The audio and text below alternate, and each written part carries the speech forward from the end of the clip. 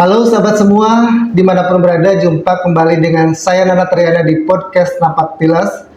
Ruang bincang santai namun syarat makna, tempat kita menyusuri jejak-jejak sejarah, budaya dan kearifan lokal Nusantara yang kian langka namun tak lekang oleh waktu. Di episode kali ini kita akan mengulik salah satu seni tradisional yang khas dari tanah Cirebon dan Indramayu, yang dikenal dengan nama berokan.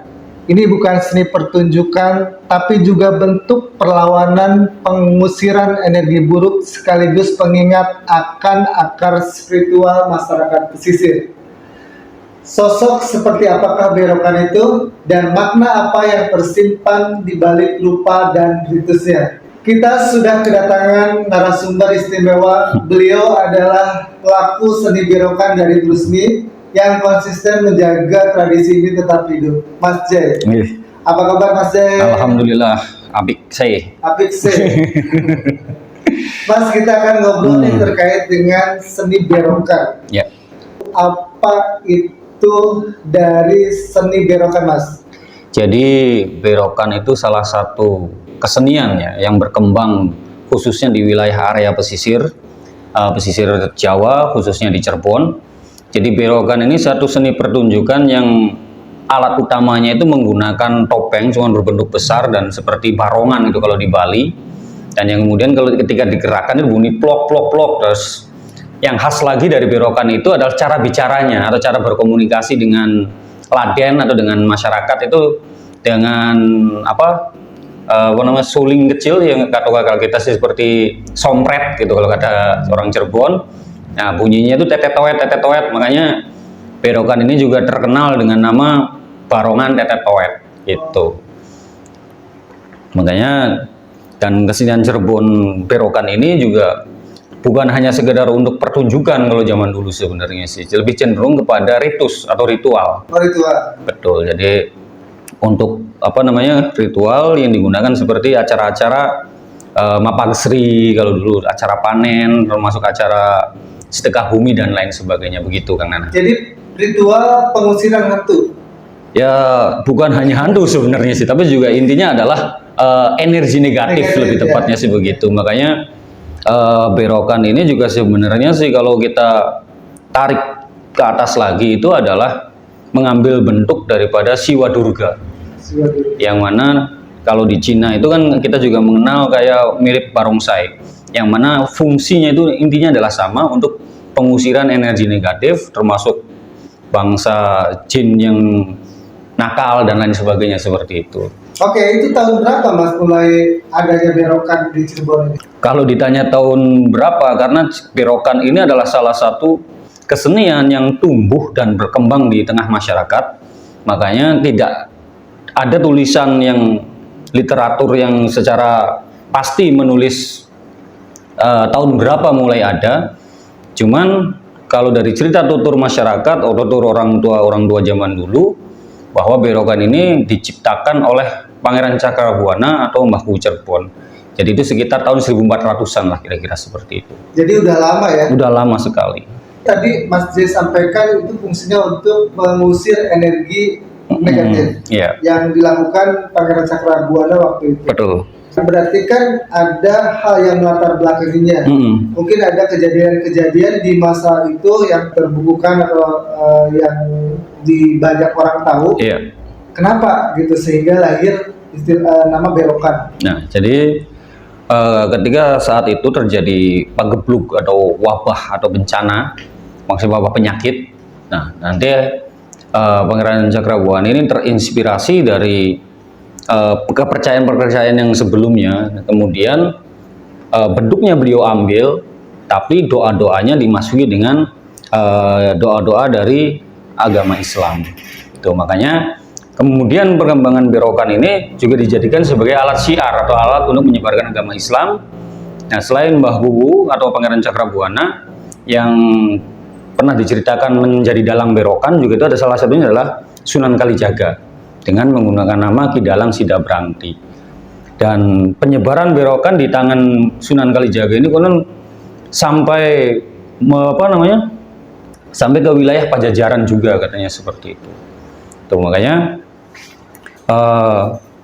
berokan ini sebagai simbol, mengambil berokan itu berasal dari kata barokahan. Oh, barokahan. Nah, barokahan, makanya intinya adalah doa atau harapan bahwa kebaikan itu bisa menggeser atau mengalahkan keburukan. Makanya berokan ini kemudian digunakan untuk bukan hanya sarana untuk mengusir wabah penyakit, tapi juga sebagai ruat sengkala atau ruat senggolo, atau untuk menjadikan doa permohonan kepada Tuhan, sesuatu yang buruk itu dihilangkan diganti dengan sesuatu yang kebaikan atau keberkahan itu tadi. Makanya kesenian ini kemudian disebut dengan berokan.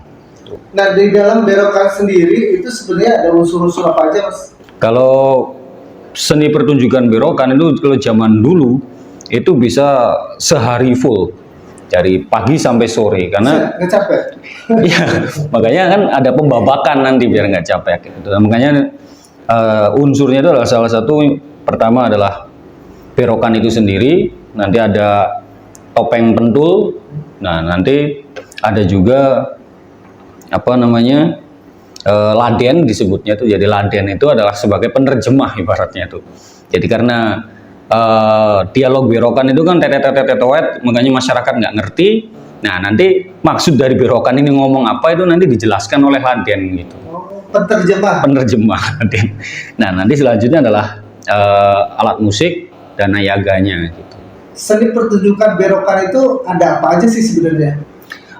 Seni berokan itu yaitu tadi topeng barongan itu nanti dimasuki oleh dalang. Tuh, makanya simbol daripada bahwa berokan itu adalah seolah-olah jasad manusia. Nah, dalang itu adalah simbol ruh atau roh. Makanya ada salah satu versi juga yang menyebutkan bahwa berokan itu berasal dari kata be, roh, dan an. Jadi berohan. Cuman karena lafal orang Cirebon itu kalau kata huruf H menjadi huruf K, makanya disebut berokan. Jadi maksudnya berokan itu adalah jasad yang diberikan ruh atau yang diberikan roh. Jadi itu simbol bahwa ketika jasad segarang apapun, sekuat apapun, bagaimanapun juga, ketika roh itu keluar dari jasad, maka jasad itu tidak berdaya gitu. Nah, nanti yang kedua adalah topeng pentul. Topeng pentul ini sebagai simbol masyarakat pada umumnya gitu. Makanya topeng pentul ini nanti di kemudian hari itu digunakan untuk sarana propaganda lah. Bisa jadi selain propaganda bisa juga digunakan sebagai sarana kritik. Itu melalui pentul. Jadi pentul ini nanti yang menyampaikan ya seperti isu-isu yang lagi marak saat itu gitu. Tuh, jadi misalkan pemerintah atau kubu atau orang yang nanggap ini butuh mensosialisasikan pupuk misalkan, nanti melalui pentul yang memberikan penjelasan tentang pupuk misalkan, atau tentang KB kalau zaman dulu. Nah, jadi pentul ini tugasnya adalah membahas isu-isu yang sedang viral saat itu dengan gaya dan cara yang lucu gitu. Mungkin kalau di wayang pentul ini sebagai punakawan lah gitu. Oke, pentul ya. Pentul itu tokoh atau apa? Nah, jadi pentul ini adalah ya setokoh gitu. Jadi ada topeng khusus yang bentuknya unik dan lucu gitu. Nah, nanti pentul itu juga pakai pakaian yang compang-camping. Jadi sebagai intinya adalah sebagai selingan daripada acara berokan itu sendiri. Jadi berokan itu adalah salah satu kesenian yang di dalamnya itu ada banyak bagian. Banyak bagian sebenarnya. Jadi berokan itu pembabakannya dari mulai awal sampai akhir itu bisa sampai 9 bagian. Oh. Ya, nanti itu bergantian sebenarnya antara berokan dan pentul ini masuk sampai ada satu titik nanti berokan ini mulai ruat itu biasanya di babak ke-7 atau ke-8. Nah, berokan ruat itu caranya adalah selain diberikan bacaan doa-doa oleh pawangnya, kemudian berokan keliling rumah. Nah, pada akhirnya ini masuk ke kamar atau ke kamar orang yang nanggap atau orang yang ingin diruat, kemudian ngambil bantal yang ada di situ dan simbolisasinya adalah bantal kemudian dilemparkan ke atap. Ini simbolisasi untuk membuang sengkala atau membuang kesialan gitu. Jadi tadi ada 9 unsur atau item lah ya betul. yang membuat satu paket seni berokan. Tadi apa aja Mas? 1, apa 2, 9? Satu itu pembabakannya. Yang pertama itu adalah berokan. Nanti berokan pertama itu masuk, terus nari berokan tersebut. Terus selesai nari, berokan ini menirukan suara-suara hewan kayak burung dan lain sebagainya. Nah setelah itu yang kedua, ini laden ini masuk, kemudian ladenan dan berokan ini ngobrol lah, berkomunikasi tentang banyak hal sebenarnya sih. Jadi enggak lakon berokan itu ya sebenarnya tidak baku, ya lebih cenderung membahas isu saat yang terjadi saat itu gitu. Nah nanti yang kedua berokan dan laden masuk, yang ketiga pentul mulai masuk, pentul menarik joget-joget juga. Ya Kang Ade biasa jadi pentul, salah satunya seniman kita. Terus pentul selesai nari, yang keempat, ya pentul mulai berdialog dengan penonton. Makanya berokan itu sebenarnya pertunjukan interaktif. Berdialog dengan penonton, seperti menanyakan kejadian apa yang ada di sini, atau misalkan lokasi desa, sejarah desa yang ada di sini gitu. Nah selanjutnya yang kelima, nanti berokan ini pentul ini keluar, baru masuk lagi bersama berokan yang kelima. Nah baru pentul dan berokan ini berdialog tentang, pentul bicara tentang syariat biasanya, berokan bicara tentang hakikat, makanya nggak nyambung nanti. Nah berokan dan pentul ini keluar lagi, baru masuk ke acara inti, yaitu ruatan. Itu biasanya pawang mulai membacakan doa-doa ruat. Nah terus berokan masuk bersama pawang. Yang ketujuh berokan masuk, pawang bersama pawang mengitari rumah tuan hajat.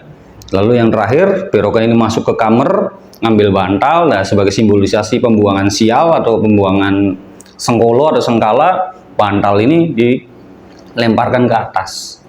Tuh, karena bantal itu kan kalau menurut bahasa Cirebon, bantal itu disebut kengulu atau kangulu. Nah, kangulu ini maksudnya adalah kang ulu, yang duluan gitu. Yang pertama yaitu keimanan, makanya simbol tauhid itu harus kita ataskan gitu. Intinya adalah kalau bahasa anak zaman sekarang sih melangitkan doa-doa. Nah, nanti setelah selesai acara ruat ini, si pentul, si berokan dengan si pawang ini masuk lagi, keluar lagi pentul, yang 8 keluar lagi pentul, kalau bahasa orang Cirebon sih ngacapara, jadi bicara yang tidak tentu. Akhirnya masuk ke berokan masuk lagi, yang ke-9 terakhir adalah pertarungan antara berokan dengan pentul. Jadi pertarungan antara hati dan pikiran kita sebenarnya sih. Cuman pada akhirnya tetap pentul yang menang atau syariat yang menang. Ya hakikat hanya ada di dalam diri, harus disembunyikan di dalam diri. Makanya akhirnya berokan ini ngelempruk, jatuh, dalangnya keluar, jasadnya tertinggal gitu. Maksudnya begitu. Dalam kesenian berokan itu ada ritual tertentu nggak Mas sebelum melaksanakan? Pasti ada, karena berokan itu salah satu seni yang cukup mistis kalau kata saya sih. Makanya pertama ya harus ada sajen-sajen seperti kelapa muda dan tumpeng, ingkung ayam dan lain sebagainya. Terus yang kedua, kita membakar kemenyan sebagai simbol permohonan terkabulnya doa kita. Nah, terus yang selanjutnya baru pembacaan mantra atau pembacaan doa oleh pawang atau oleh dalang gitu. Jadi intinya supaya memohon keselamatan, keberkahan baik yang main maupun yang menonton. Apalagi terlebih untuk tuan hajat yang sedang memiliki keperluan atau memiliki hajat gitu. Oke, biasanya kesenian berokan itu orang atau tuan hajat ya. Saat acara apa Mas diundang ke berokan? Kalau awal zaman dulu berokan itu dipentaskan cuma saat-saat tertentu sebenarnya sih. Jadi seperti ketika pesta panen atau mapa gesri dan sedekah bumi, atau misalkan seseorang yang memiliki hajat ingin ruat atau ingin ruatan, baru berokan diundang gitu. Cuman mengikuti perkembangan zaman, akhirnya ya berokan juga ditampilkan pada saat-saat atau event-event yang ada gitu, kayak hajatan atau acara-acara instansi dan lain sebagainya begitu. Oke, paling lama nih pertunjukan berokan itu berapa jam, Mas? Ya itu kalau paling lama sih ya paling 4 jam sebenarnya sih gitu. Karena zaman dulu juga berokan itu digunakan sebagai penutup tari sinren juga. Tari topeng. Tuh, makanya ada yang mengatakan jika tari topeng itu adalah bentuk tarekat, nah maka berokan ini bentuk hakikat gitu. Makanya dulu tari topeng itu ya diakhiri atau ditutup dengan berokan. Berokan itu kan identik dengan wilayah tiga Cirebon lah ya, Iya. Indramayu sama Cirebon. Ada nggak sih di daerah lain yang konsepnya sama dengan berokan, ada nggak? Banyak sebenarnya sih, kayak kita lihat di wilayah Jawa Timur itu ya ada barongan tuh, terus sama juga kan kayak di Bali juga sama ada barong gitu. Sebenarnya sih intinya sih sama itu. Prinsipnya adalah untuk mengusir energi negatif. Nah, makanya perkembangan entah mana yang lebih dulu saya juga tidak paham gitu. Cuman kalau berokan Cirebon ya itu disinyalir sekitar tahun 1400-an gitu. Cuman kalau kesenian sejenis ya hampir di seluruh Pulau Jawa, bahkan mungkin Indonesia Nusantara ada gitu. Jadi bukan hanya ada di Cirebon sebenarnya sih. Cuma namanya aja yang beda. Namanya aja yang beda. Berokan itu perlu keahlian khusus nggak sih untuk memerankannya? Kalau berokan memang perlu keahlian khusus sebenarnya sih, karena satu kepala barong itu, kepala berokan itu sebenarnya sih berat bisa sampai 3 sampai 5 kilo.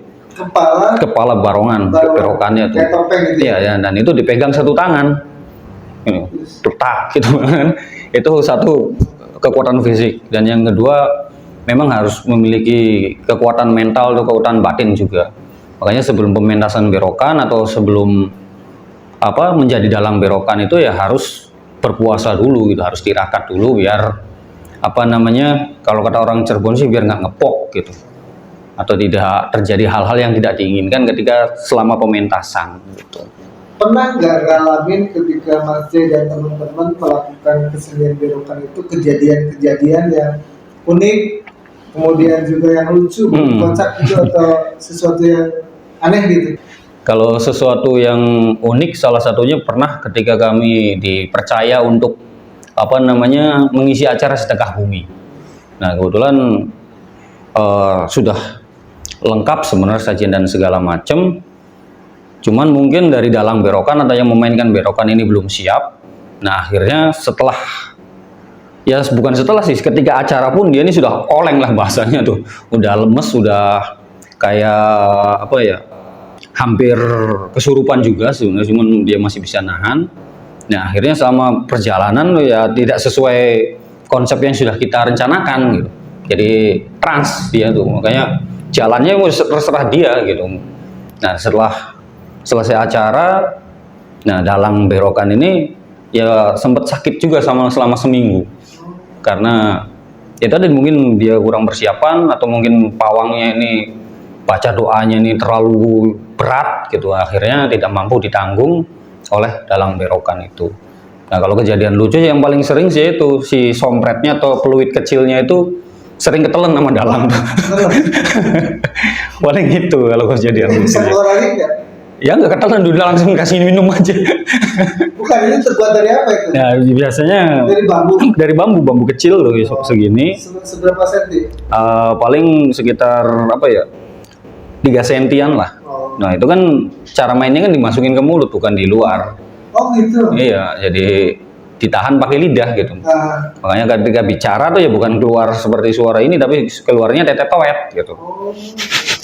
Ya paling sering kayak ketelan, atau misalkan lagi atraksi atau lagi nari, peluitnya ini jatuh atau sompretnya ini jatuh, pecah. Dan kebetulan makanya dalang berokan tuh ya harus bawa dompet kecil di sini buat nyimpen peluit itu, barangkali ketelan atau jatuh atau telat pecah gitu. Ada pengalaman menarik nggak yang sampai sekarang Mas Jai ingat gitu lah, momen-momen di mana timnya Mas Jai pentas berokan sampai sekarang masih terkenang. Nah, salah satunya itu waktu kami pernah main berokan di Walahar, desa Walahar.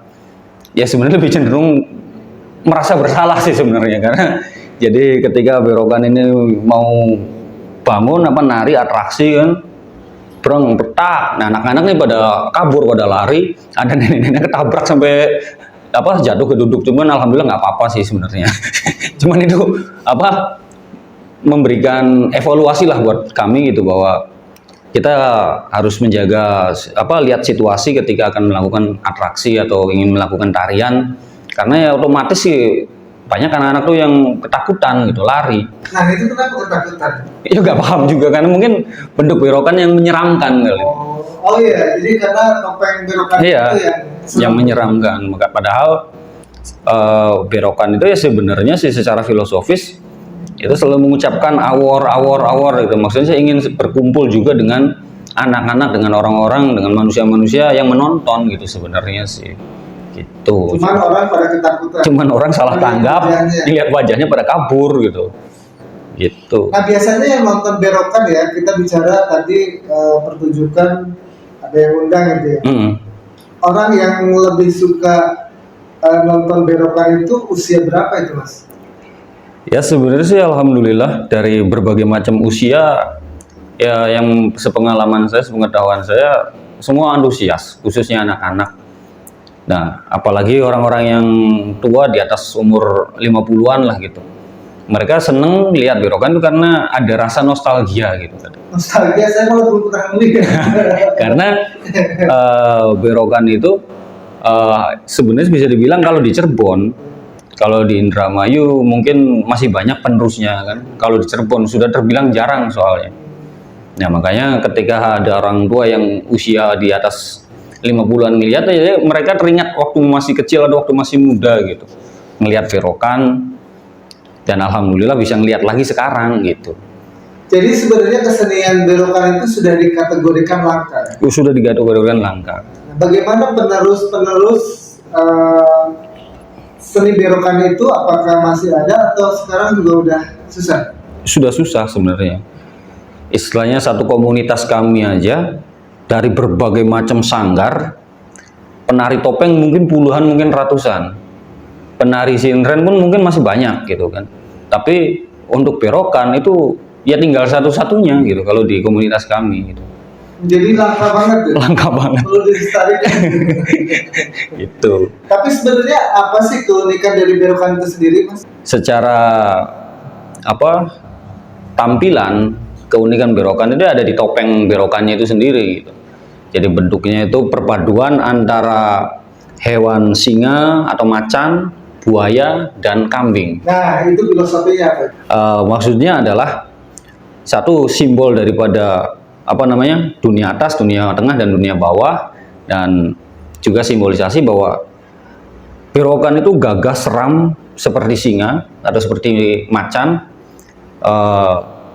tenang seperti buaya, dia juga jinak atau lembut seperti kambing gitu. Makanya ini simbol bahwa kita manusia ya harus memiliki ketiga sifat itu gitu.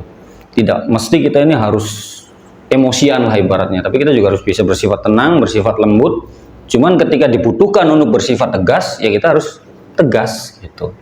Ajarannya seperti itu. Jadi itu filosofi dari kesenian berokan. Seni berokan itu sendiri. Mas, ada nggak tantangan terbesar ke depannya nih terhadap kesenian berokan itu apa sih? Ya kalau kita ikut bahasa orang partai sih, susahnya itu di pengkaderan. Kaderisasi. Karena itu tadi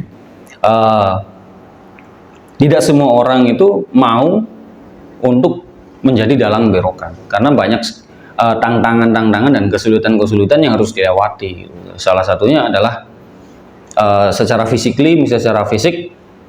ya cara membunyikan trompet berokan aja itu sudah susah sebenarnya. Susah untuk bisa ngomong pakai trompet atau ingin pelipitan. Berarti saya nggak ada bakat. Iya. Berarti sebenarnya berokan itu kuncinya Di dalang berokan. Nah, saya pengen tahu nih, bagaimana sih Mas J memerankan dalang berokan, Mas? Ya sebenarnya saya bukan dalang, saya pawangnya. Pawangnya. Oh beda ya? Beda. Jadi Ya udah pawangnya aja deh kalau gitu. Pawang itu penerjemah. bukan. Jadi kita backup secara doa. Jadi Oh iya. apa namanya, secara spiritual. Kalau pawang itu makanya biasanya mainnya itu di belakang panggung untuk menopang atau untuk menunjang selama pertunjukan dengan doa. Oh, pawang itu bodyguard. Ya, nanti kalau laden adalah penerjemah tadi itu. Iya, iya. Dan kalau dalang berokan itu yang masuk ke dalam topeng berokan. Jadi topeng berokan itu badannya pakai karung. Kalau dulu karung goni. Kan gua nih. Iya, makanya tertutup semua. Tuh, makanya ya benar-benar membutuhkan keahlian khusus. Tapi untuk tarian dan lain sebagainya sih cenderung bebas sebenarnya. Ada nggak dialog antar si pemain berokan itu? Dialog ada? Ada. Tuh. Nah itu biasanya dialognya tentang apa? Dialognya juga itu tadi, jadi membahas hal-hal yang sedang viral yang terjadi saat itu gitu. Jadi misalkan yang lagi viral nih misalkan tentang apa namanya pembangunan, ya kita bisa bahas tentang pembangunan gitu. Atau yang lagi viral tentang pencegahan narkoba, ya kita juga bisa bahas tentang pencegahan narkoba. Atau mengajak untuk memperbanyak sholawat dan lain sebagainya, banyak nanti sebab di dialog berokan. Oke, jadi tidak ada pakem ya? Nggak ada pakem Nggak yang ada pakem tertentu harus sebenarnya. Misalnya membedah tentang cerita atau Tidak apa. ada sebenarnya sih. Bebas ya? Bebas. Kesenian berokan itu lebih banyak di komunitas Iya, betul. bawah ya. Ada nggak sih sebenarnya peran serta pemerintah untuk bagaimana sih kesenian berokan itu hidup kembali? Ada nggak Mas? Kalau untuk selama ini sih ya belum kami rasakan sebenarnya sih. Pemerintah ya dengerin. Cuman ya kita husnuzon aja, berprasangka baik saja, mungkin belum sempat untuk menyentuh berokan. Karena ya di kesenian-kesenian lain kayak topeng, sintren dan lain sebagainya ya sudah tersentuh gitu. Mungkin berokan belum gilirannya gitu aja.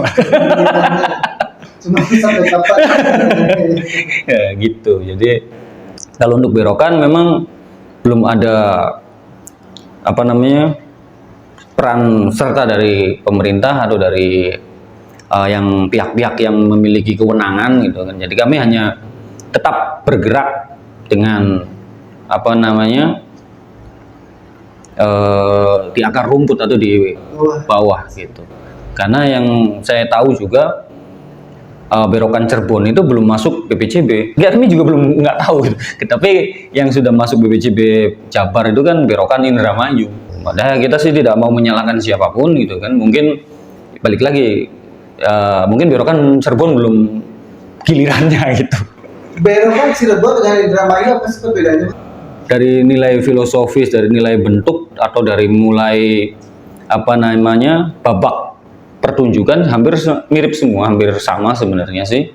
Cuman nanti yang membedakan itu mungkin ya itu tadi apa, nilai sejarah dan nilai filosofisnya aja sebenarnya sih. Harapan kedepannya tentang kesenian berokan ini Mas, apa? Ya harapan saya adalah satu, jadi yang pertama adalah banyak generasi muda yang mulai tertarik dengan berokan. Harapan saya sih itu. Terus yang kedua, balik lagi ke semoga ada peran pemerintah untuk bisa menghidupkan kembali, bisa menaikkan kembali tradisi atau seni berokan yang ada di Cirebon gitu. Karena berokan Cirebon itu ya bisa dibilang bisa dihitung dengan jari sekarang dalang berokan nih gitu. Jadi makanya mudah-mudahan dengan adanya peran serta dari generasi muda dan pihak-pihak terkait, berokan Cirebon ini bisa tetap lestari ada di Cirebon gitu.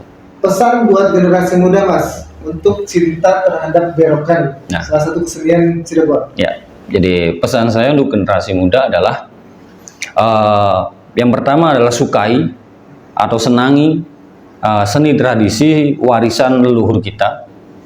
Yang kedua, kalau mampu atau kalau memiliki kemauan untuk ikut serta terjun langsung ke dalam berokan itu sendiri gitu, supaya bukan hanya sekedar menjadi penonton gitu, tapi juga harus bisa menjadi pemain atau dalam berokan itu sendiri. Mungkin itu saja pesan saya untuk generasi muda, supaya kita bukan hanya mendapatkan cerita bahwa saat tahun sekian di Cirebon ada kesenian yang bernama berokan. Bukan hanya seperti itu gitu, tapi kita juga bisa menunjukkan bahwa ada seni yang bernama berokan di Cirebon, seperti itu. Baiklah sahabat Tampak Tilas, demikian obrolan kita bareng Mas Jay tentang seni berokan. Terima kasih banyak Mas Jay atas ceritanya yang luar biasa di hari ini. Sama-sama. Kita jadi tahu nih bahwa di balik wajah seram berokan itu tersimpan kearifan lokal yang dalam dan kaya akan makna. Semoga tradisi ini terus hidup, tak hanya sebagai tontonan tapi juga sebagai tuntunan yang menyambungkan kita pada leluhur dan jati diri budaya. Saya Nana Triana pamit undur diri, sampai jumpa di episode selanjutnya. Kita lanjutkan perjalanan ini menapak tilas warisan merawat peradaban. Sampai jumpa, salam budaya.